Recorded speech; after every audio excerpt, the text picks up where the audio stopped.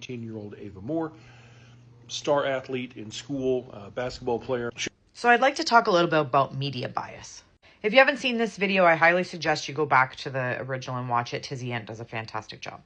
So I saw this video and I was interested in what took place and whether or not this person had been found. And it turns out they have. 2 people have been arrested in the death of this young lady, Ava Moore, 18 years old. She was an Air Force Academy cadet. She was out on the lake on Memorial Day weekend enjoying her summer in a kayak when 2 people on a jet ski ran her over and she was unalived.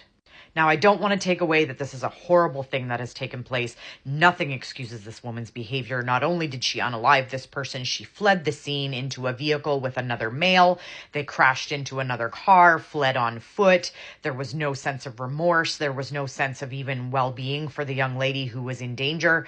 So this is a heinous thing to happen, and I do not want to take away from that whatsoever, or from the passing of this young, beautiful woman who was in the military and had a wonderful future ahead of her.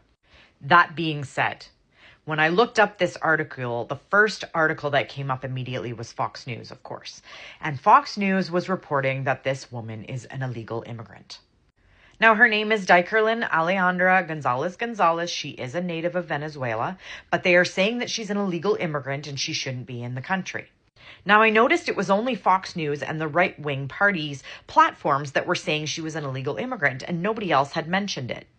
So when I looked it up, the person who is quoted as saying officially that she's an illegal immigrant is a man named Ken Paxton. You want to know who Ken Paxton is? This guy.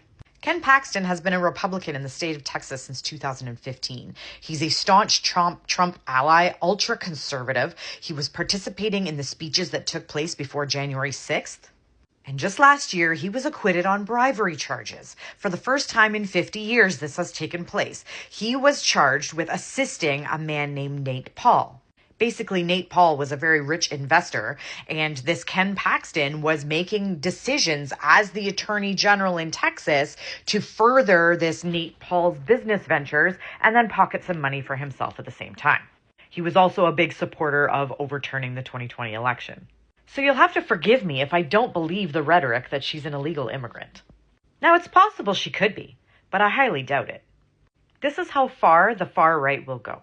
They will take a situation that is devastating and cruel and awful, find a way to twist it, and anger the Republican base.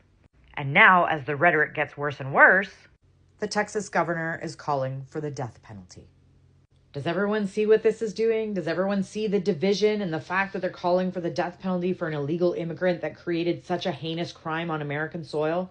Does anyone not get that they're gaslighting you? You'll never find out if she was actually an illegal immigrant because no one's ever going to tell you the truth. Maybe she was.